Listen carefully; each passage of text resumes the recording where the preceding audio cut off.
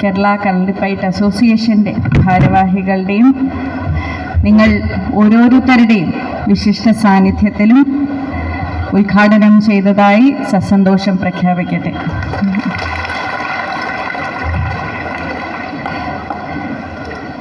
ഇവിടെ എത്തിച്ചേർന്നിരിക്കുന്ന എല്ലാ കായിക താരങ്ങൾക്കും അവരുടെ കുടുംബങ്ങൾക്കും സ്നേഹവന്ദനം.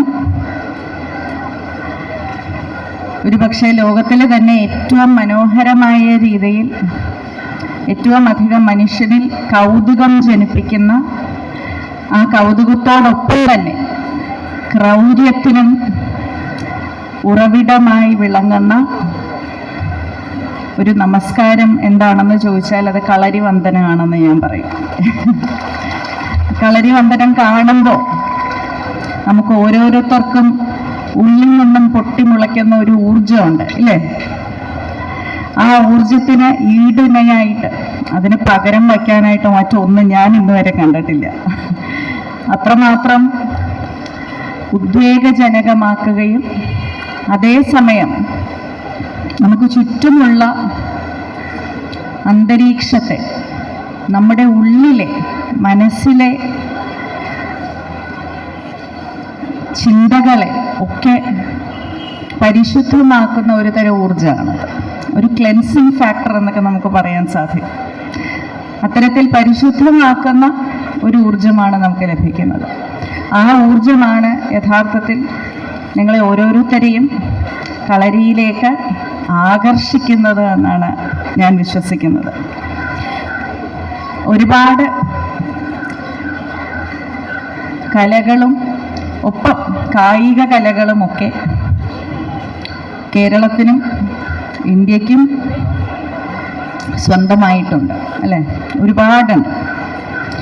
ഇതിൽ എത്ര എണ്ണമാണ് കാലത്തിൻ്റെ ഒരു പരിശോധനയ്ക്ക് വിധേയമായി ഇന്നും അത്രമാത്രം ജനങ്ങളുടെ സ്നേഹം പിടിച്ചുപറ്റി വാഴുന്നത് എന്ന് ചോദിച്ചാൽ അതിലൊരു പക്ഷേ ഏറ്റവും മുൻനിരയിൽ നിൽക്കുന്ന ഒന്നോ രണ്ടോ പൈതൃക കലകളിൽ, പാരമ്പര്യ കലകളിൽ ഒന്നായിരിക്കും കളരിപ്പയറ്റ്. അതിനുള്ള കാരണവും ഈ നമ്മളെ ഓരോരുത്തരെയും ഒരു ശുദ്ധി കലശം ചെയ്യുന്നത് പോലത്തെ ഒരു ഊർജമാണ് കളരിപ്പയറ്റ് നൽകുന്നത് എന്നുള്ളത് തന്നെയാണ്. ജീവിതത്തിൽ ഓരോ മേഖലയിലും നമ്മൾ കാൽച്ചുവടെടുത്ത് വയ്ക്കുമ്പോൾ ഇവിടെ മത്സരാർത്ഥികളാകുന്ന കുട്ടികളുടെ അല്ലെങ്കിൽ കായിക താരങ്ങളുടെ കുടുംബാംഗങ്ങളും വന്നിട്ടുണ്ടെന്ന് ഞാൻ കാണുന്നുണ്ട്. അപ്പോൾ നമുക്കെല്ലാവർക്കും ഒരുപക്ഷെ നമ്മൾ നേരിട്ട് ഒരു യോദ്ധാവായി മാറുന്നതിനേക്കാളും കൂടുതൽ മാനസികമായിട്ടുള്ള സംഘർഷം ഉണ്ടാവുക നമുക്ക് ഏറ്റവും പ്രിയപ്പെട്ട നമ്മുടെ കുഞ്ഞുങ്ങൾ ഒരു പരീക്ഷണത്തിന് വിധേയമാകുന്നു എന്നുള്ളപ്പോഴായിരിക്കും അല്ലേ? പരീക്ഷ എഴുതാൻ പോകുമ്പോൾ കുഞ്ഞിനെക്കാളും കൂടുതൽ വെപ്രാളം അമ്മയ്ക്കാണെന്ന് എല്ലാവരും പറയുന്നത് ഇപ്പം ഞാനും അനുഭവിക്കുന്നുണ്ട്. വലിയ പരീക്ഷകളൊന്നും തുടങ്ങിയിട്ടില്ല, 1ാം ക്ലാസ്സിലേ ആയിട്ടുള്ളൂ. എന്നിരിക്കലും സ്കൂളിലൊരു ചെറിയ ഇവാലുവേഷൻ വരുമ്പോൾ പോലും അവന് സമ്മർദ്ദം വരാൻ പാടില്ല എന്നുള്ളത് നമ്മൾ നോക്കും. എങ്കിലും നമ്മുടെ ഉള്ളിൽ ഒരു വിഷമം വരാൻ പാടില്ല എന്നുള്ളതാണ് എനിക്കെപ്പോഴും മനസ്സിൻ്റെ ഉള്ളിൽ തോന്നാറുള്ളത്. അല്ലെങ്കിൽ വേദിയിൽ കയറി ഡാൻസ് കളിക്കാനായിട്ട് ഒരുങ്ങുമ്പോൾ അവൻ സന്തോഷത്തോടു കൂടി ആ ഡാൻസ് കളിച്ച് തീരണേ തിരിച്ചു വരണേ എന്നുള്ള ഒരു പ്രാർത്ഥന മനസ്സിലുണ്ടാവാറുണ്ട്. അതെനിക്ക് മാത്രമല്ല, ഇവിടെയുള്ള എല്ലാ അമ്മമാർക്കും എല്ലാ അച്ഛന്മാർക്കും ഉണ്ടാവുന്ന ഒരു പ്രാർത്ഥനയാണെന്നാണ് എനിക്ക് തോന്നുന്നത്. അവരുടെ വിജയമാണോ അവിടെ നമ്മളെ ആകുലപ്പെടുത്തുന്നത്? അവരുടെ പരാജയമാണോ അവിടെ നമ്മളെ ആകുലപ്പെടുത്തുന്നത്? അല്ല. അവരതിലൂടെ കടന്നു പോകുമ്പോൾ ഉണ്ടാകുന്ന ഒരനുഭവം, ആ അനുഭവം അവർക്ക് വേദന സമ്മാനിക്കരുത് എന്നുള്ളതാണ് യഥാർത്ഥത്തിൽ നമ്മൾ ഓരോരുത്തരെയും ആകുലപ്പെടുത്തുന്നത്, അല്ലേ? വിജയിച്ചില്ല എന്നുണ്ടെങ്കിൽ തിരിച്ചു വരുമ്പോൾ ആദ്യം ആശ്വസിപ്പിക്കുന്നത് നമ്മൾ തന്നെയായിരിക്കും, അല്ലേ? അപ്പം അവിടെ വിജയവും പരാജയവും അല്ല യഥാർത്ഥത്തിൽ പ്രശ്നമാകുന്നത്, മറിച്ച് ആ അനുഭവം, ഞാൻ ആദ്യം പറഞ്ഞ ഊർജ്ജസ്വലമായിട്ടുള്ള ഒരനുഭൂതി, നമ്മുടെ മനസ്സിലെ ദുശ്ചിന്തകളെ അകറ്റുന്ന ഒരു ശുദ്ധികലശം നടത്തുന്ന രീതിയിലുള്ള ഒരനുഭവമായി ആ അങ്കത്തട്ട് മാറണം എന്നുള്ളതാണ് നമ്മുടെ ഓരോരുത്തരുടെയും ആഗ്രഹം. അത് കളരിപ്പയറ്റിൽ മാത്രമല്ല, എത്ര ചെറിയ കാര്യമാണെങ്കിലും നമ്മുടെ കുഞ്ഞുങ്ങൾ ഒരു പരീക്ഷണത്തിനായി ഇറങ്ങുമ്പോൾ നമ്മുടെ ഓരോരുത്തരുടെയും പ്രാർത്ഥനയും ആഗ്രഹവും ഒക്കെ അത് തന്നെയാണ്. ബാലാമണി അമ്മയുടെ ഒരു കവിതയിൽ വളരെ ഭംഗിയായിട്ട് ഈ ഒരു വിഷയം പറയുന്നുണ്ട്. നാളെ പരീക്ഷയാണെൻ മകൻ ഒരാണ്ട് കാലത്തെ തീവ്ര തപസ്സിനന്ത്യം. എന്താണ്? നാളെ പരീക്ഷയാണ് എൻ മകൻ്റെ ഒരാണ്ട് കാലത്തെ തീവ്ര തപസ്സിനന്ത്യം. ഒരു വർഷമായിട്ട് പഠിച്ച് തീവ്ര തപസ് പോലെ ഇരുന്ന് പഠിച്ച് അതിൻ്റെ ഒരു അന്ത്യം എന്നുള്ള നിലയിൽ നാളെ പരീക്ഷയാണ് അവന്. സാഫല്യമേലായിൽ എന്തുള്ളൂ നഷ്ടം, നിൻ സാധനാശക്തി വളർന്നുവല്ലോ എന്നാണ്. സാഫല്യമേലായിൽ എന്തുള്ളൂ നഷ്ടം, അതിൽ വിജയിച്ചില്ല എന്നുണ്ടെങ്കിൽ എന്താണ് നഷ്ടം? നിൻ സാധനാശക്തി വളർന്നുവല്ലോ എന്നാണ് പറയുന്നത്. ആ ഒരാണ്ട് കാലത്തെ സാധന എന്ന് പറയുന്നതാണ് യഥാർത്ഥത്തിൽ ആ വിദ്യാർത്ഥിയെ പരിമപ്പെടുത്തുന്നതും വളർത്തിയെടുക്കുന്നതും. ആ ഒറ്റ നാളത്തെ പരീക്ഷയുടെ വിജയമോ പരാജയമോ ഫലമോ അല്ല. ആ സാധനാശക്തിയുടെ പ്രാധാന്യം ഒരു പക്ഷേ നമുക്ക് ഏറ്റവും അധികം അനുഭവത്തിലൂടെ ഒരു നേർചിത്രമായി കാണുന്നത് മറ്റേതൊരു അഭ്യാസത്തെക്കാളും മറ്റേതൊരു കലയെക്കാളും കളരിപ്പയറ്റിലാണ് എന്ന് ഞാൻ പറയും. കാരണം കളരിപ്പയറ്റിൻ്റെ കാതൽ എന്നുള്ളത് നിങ്ങളുടെ സാധനാശക്തിയാണ്, അല്ലേ?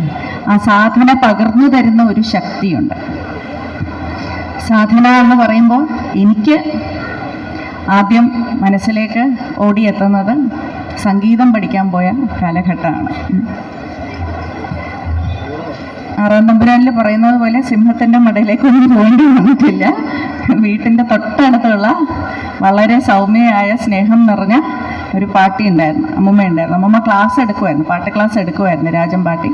അപ്പോൾ അവിടെ അവർ ക്ലാസ് എടുക്കുമ്പോൾ കേൾക്കാനായിട്ട് അമ്മ അവിടെ പോയി വെറുതെ ഒന്ന് ഇരിക്കുന്നു പറയും. ആദ്യമേ പോയി ഇരുന്ന് പഠിക്കണം പാടണം എന്നൊന്നും പറഞ്ഞിട്ടില്ല, വെറുതെ പോയത് കേട്ടിരിക്കുക എന്ന് പറയും. അപ്പം അങ്ങനെ ഒരു 3 വയസ്സ് പ്രായത്തിലൊക്കെ പോയി തുടങ്ങിയതായിരിക്കും. പിന്നീട് കുറച്ചുകൂടി പ്രായമായതിനു ശേഷമാണ് പഠനം എന്നുള്ളത് ആരംഭിച്ചത്. പക്ഷെ അങ്ങനെ പോയി ഇരിക്കുമ്പോഴും ആദ്യം ഞാൻ കേൾക്കുന്ന സ്വരങ്ങൾ, അല്ലെങ്കിൽ നമ്മൾ ആദ്യമായി സംഗീതം പഠിക്കാനായിട്ട് പോകുമ്പോൾ സാ പ സ എന്നുള്ള 3 സ്വരങ്ങളാണ് ആദ്യം പഠിപ്പിക്കുക, അല്ലേ? അപ്പം അതിൽ സാ എന്നുള്ളത് നമ്മളിങ്ങനെ നീട്ടിപ്പിടിക്കുമ്പോൾ സാ എന്നിങ്ങനെ നീട്ടിപ്പിടിക്കാൻ പറയുമ്പോൾ എന്തിനാണിത്, ഈ ഒറ്റ വാക്ക് ഇത്രയധികം നമ്മൾ നീട്ടിപ്പിടിക്കുന്നത് എന്നുള്ളത് ആ പ്രായത്തിൽ ഒരു പിടിയും കിട്ടില്ല നമുക്ക്. പതുക്കെ പിന്നെ അത് 3 സ്വരത്തിൽ നിന്നും സപ്തസ്വരങ്ങളിലേക്ക് 7 സ്വരങ്ങളിലേക്ക് ഒരു ചെറിയൊരു പ്രൊമോഷൻ കിട്ടും, അല്ലേ? പിന്നെ രീയും ഗായും ഒക്കെ പറഞ്ഞുതരും. ഈ സ്വരങ്ങൾ ആവർത്തിച്ച് നമ്മളെ കൊണ്ട് പാടിപ്പിക്കും, സംഗീതം അഭ്യസിപ്പിക്കും. ആ സമയത്ത് ആ സാധനയുടെ അർത്ഥം എന്താണ് എന്ന് നമുക്ക് മനസ്സിലാവില്ല. ആ സാപ്പാസായിൽ നിന്നും സരിഗമയിൽ നിന്നും മെല്ലെ ഈ സാധനാശക്തി വളർന്ന് ഒരു കാലം എത്തുമ്പോൾ അത് മനോഹരമായിട്ടുള്ള കീർത്തനങ്ങളായി മാറുന്നു, ഗാനങ്ങളായി മാറുന്നു. നമുക്ക് മാത്രമല്ല കേൾക്കുന്നവർക്കും ഇൻപമേകുന്ന ആനന്ദത്തിൽ ആറാടിക്കുന്ന മഹാ സംഗീതമായി സാഗരത്തിൽ അലിയുന്നു അല്ലേ? ആ അനുഭവത്തിൽ ഏറ്റവും അധികം ഒരു പക്ഷേ നമ്മുടെ ഓരോരുത്തരുടെയും വ്യക്തിത്വത്തെ രൂപപ്പെടുത്തിയെടുക്കുന്നത് ആരംഭത്തിലുള്ള ആ സാധനയാണ്. നമ്മൾ അച്ചടക്കം ഉണർത്തുന്നത് മുതൽ എങ്ങനെയാണ് ഒരു പക്ഷേ ഒരു ഉദ്യമത്തിൻ്റെ ലക്ഷ്യം എന്താണ്, അന്ത്യം എന്താണ് എന്നറിയാതെ തന്നെ നാം ആ സാധനയ്ക്കായി നമ്മെ സ്വയം സമർപ്പിക്കുന്നത്. അതിനൊരു വലിയ അഴകുണ്ട്. കളരിപ്പയറ്റ് ഒരു പക്ഷേ ആദ്യത്തെ അടവ് നമ്മൾ പഠിക്കുമ്പോൾ എവിടെയാണ് നമ്മൾ എത്തിച്ചേരേണ്ടുന്നത്, അല്ലെങ്കിൽ നമ്മൾ എന്തായി തീരും എന്നുള്ളതിൻ്റെ വലിയൊരു ദൃശ്യമൊന്നും നമ്മുടെ മുന്നിൽ ഉണ്ടാവണമെന്നില്ല. മറ്റാരെങ്കിലും ആ നിലയിൽ എത്തിയത് നമ്മൾ കണ്ടു കാണും. പക്ഷേ നമ്മുടെ യാത്രയിൽ നമ്മൾ എവിടെയാണ് എത്തിച്ചേരാൻ പോകുന്നത് എന്നുള്ളത് നമുക്കറിയില്ല. ആ ഒരു അന്തിമമായിട്ടുള്ള ബലാവണിയമ്മ പറയുന്ന ആ ഒരു ഫലം ഉണ്ടല്ലോ, ആ പരീക്ഷയിലെ ഫലം എന്താണ് എന്ന് നമുക്കറിയില്ല.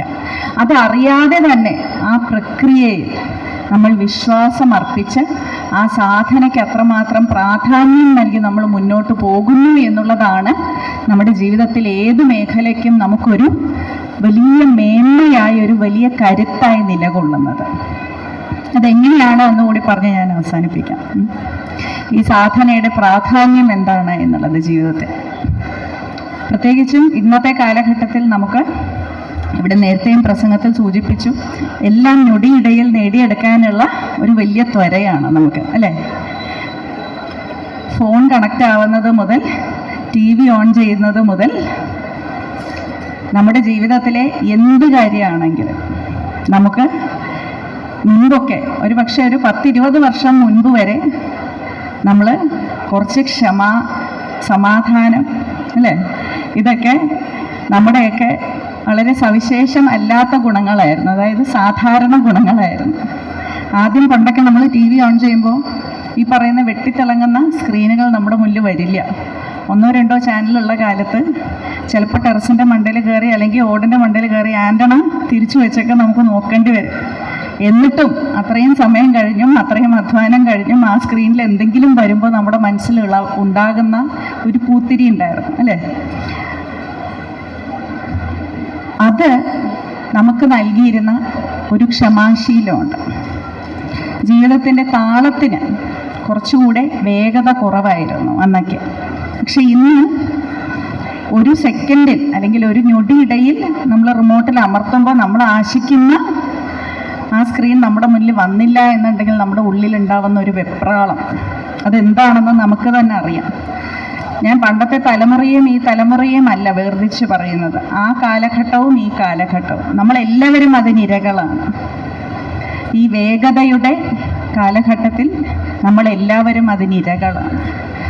അതിൽ എങ്ങനെയാണ് കരുത്തോടുകൂടി വളരേണ്ടത് എന്നുള്ളത് എന്നോട് ചോദിച്ചാൽ അതിൻ്റെ ഉത്തരം ഈ സാധനാശക്തിയാണ് എന്ന് ഞാൻ പറയും. കാരണം ഈ മുന്നിൽ മിന്നിത്തിളങ്ങുന്ന സ്ക്രീൻ ഞൊടിയിടയിൽ വന്നില്ല എന്നുണ്ടെങ്കിലും ഈ സാധനാശക്തിയുള്ള ആൾക്ക് എന്താണ് ചെയ്യേണ്ടത്, എങ്ങനെയാണ് പ്രയത്നിക്കേണ്ടത്, ചില സമയങ്ങളിൽ കാത്തിരിക്കേണ്ടി വരും, ക്ഷമ അവിടെ ആവശ്യമാണ്, അധ്വാനം അവിടെ ആവശ്യമാണ് എന്നൊക്കെയുള്ള കാര്യങ്ങൾ പൂർണ്ണ ബോധ്യത്തിൽ അവർക്കുണ്ടായിരിക്കും. അതുകൊണ്ട് തന്നെ ജീവിതത്തിൽ ഏതൊരു ഘട്ടത്തെ അഭിമുഖീകരിക്കാനുമുള്ള ഉൾക്കരുത്ത് ഈ സാധനാശക്തി അവർക്ക് ഏകും എന്നുള്ളതിൽ യാതൊരു സംശയവുമില്ല. ഇത് ഒരു പക്ഷേ ജീവിതത്തിലെ പരീക്ഷകളും പരീക്ഷണങ്ങളും വിജയവും പരാജയത്തിലും ഒന്നും മാത്രമല്ല, നമ്മുടെ മനുഷ്യബന്ധങ്ങളിൽ പോലും വളരെ പ്രധാനമാണ്. നമ്മളൊരു വ്യക്തിയെ നമ്മുടെ ജീവിതത്തിലേക്ക് കൈപിടിച്ച് കയറ്റുമ്പോൾ, നമ്മുടെ ജീവിത പങ്കാളിയായി കൈപിടിച്ച് കയറ്റുമ്പോൾ ആ വ്യക്തിയെ പൂർണ്ണമായിട്ടും മനസ്സിലാക്കിയതിന് ശേഷം, ഈ പറയുന്ന പരീക്ഷകളെല്ലാം കഴിഞ്ഞതിന് ശേഷമല്ല നമ്മൾ ആരും വിവാഹം കഴിക്കുന്നത് അല്ലേ? ഈ പൂർണ്ണമായും മനസ്സിലാക്കി എന്ന് നമ്മൾ കരുതിയാലും അതൊരു തെറ്റിദ്ധാരണയാണ്. കാരണം ഇന്ന് കാണുന്ന മനുഷ്യരല്ല നാളെ ഉണ്ടാവുക, നമ്മളും ഇന്നലെ കണ്ട മനുഷ്യരല്ല ഇന്നുണ്ടാവുന്നത്. അപ്പം നമ്മളും വളരുന്നു, നമുക്കൊപ്പമുള്ള ജീവിത പങ്കാളിയും മാറിക്കൊണ്ടിരിക്കുകയാണ്. ആ ഒരു അവസ്ഥയിൽ ജീവിതത്തിൻ്റെ ബന്ധങ്ങൾ പോലും യഥാർത്ഥത്തിൽ ഒരു സാധനയാണ്. അതിൻ്റെ ഫലം എന്താണ് എന്ന് പൂർണ്ണമായി നമുക്ക് മനസ്സിലാക്കാൻ സാധിക്കാത്ത ഒരു സാഹചര്യത്തിലും എന്നും ഞാൻ ഈ സ്വരങ്ങൾ എന്നും അഭ്യസിക്കും എന്നുള്ള ഒരു തീരുമാനം, അത് നമുക്ക് നൽകുന്ന ഒരു ആത്മബലം. ഈ വ്യക്തിയോടൊപ്പം ഈ ബന്ധത്തിൽ ഞാൻ ഈ വീണ മീട്ടിക്കൊണ്ടിരിക്കും. ചിലപ്പോഴൊക്കെ അപശ്രുതി ഇടയ്ക്ക് കയറി വരും ആ ബന്ധത്തിൽ. ചിലപ്പോഴൊക്കെ ആളുകൾക്ക് അത്ര രസിക്കാത്ത രീതിയിലുള്ള ഒന്നോ രണ്ടോ ശബ്ദങ്ങൾ ഉയർന്നു വന്ന് വരും പാട്ടിൻ്റെ ഇടയിൽ, അല്ലേ? പക്ഷേ അത് നിരന്തര സാധനയിലൂടെ നല്ല ശുദ്ധ സംഗീതമായി ഭവിക്കും എന്നുള്ള ഒരു പ്രതീക്ഷ നമ്മുടെ ഉള്ളിലുണ്ട്. ആ പ്രതീക്ഷയിൽ നിന്നാണ് ഈ പറയുന്ന സാധന ഉളവാകുന്നത്.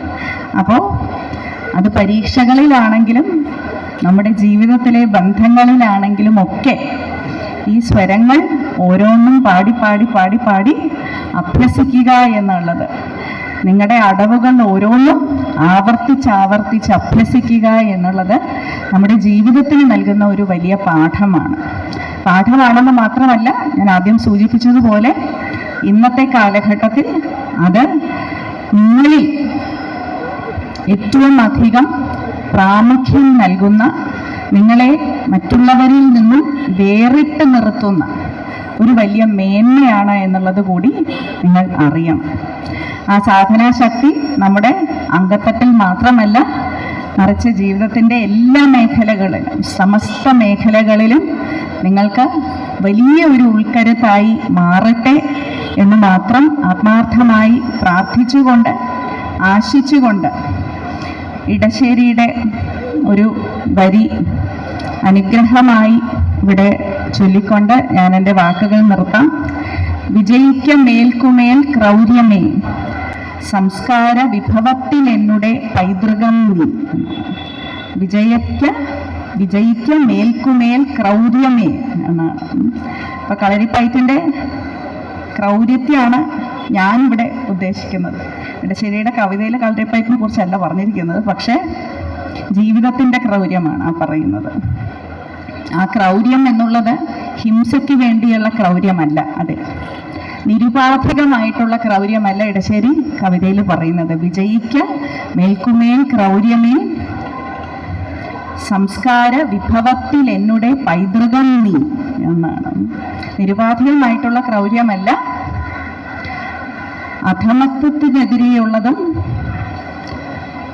ദുഷ്ടലാക്കിനെതിരെയുള്ളതും നേർപാതയിൽ മനുഷ്യനെ നയിക്കുവാനും വേണ്ടിയിട്ടുള്ള ആ ശുദ്ധി കലശത്തിൻ്റെ ഒരു ഉൾക്കരുത്താണ് ആ ക്രൗര്യം എന്ന് പറയുന്നത്. ആ ക്രൗര്യവും ആ സമരവീര്യവും ആ അംഗത്തട്ടിൽ ഇറങ്ങുന്ന കുട്ടികൾക്ക് മാത്രമല്ല, അത് കണ്ടു നിൽക്കുന്ന നമുക്ക് ഓരോരുത്തർക്കും പകർന്നു തരുന്ന ഒരു ഊർജമുണ്ട്. ആ ഊർജം പരസ്പരം കൈമാറാൻ നമുക്ക് ഓരോരുത്തർക്കും സാധിക്കട്ടെ. അത് നന്മയുള്ള വഴികളിലേക്ക് തിരിച്ചുവിടാനും പകർത്താനും നമുക്ക് സാധിക്കട്ടെ എന്ന് മാത്രം ആശിച്ചുകൊണ്ട് ഒരിക്കൽ കൂടി ഇവിടെ എത്തിച്ചേർന്നിരിക്കുന്ന എല്ലാവർക്കും ഹൃദയത്തിൻ്റെ ഭാഷയും നന്ദിയും സ്നേഹവും നമസ്കാരം. മാഡത്തിന് നമ്മൾ എല്ലാവരും എഴുന്നേറ്റ് നിന്ന് ആദരം കൊടുക്കുക. എല്ലാവരും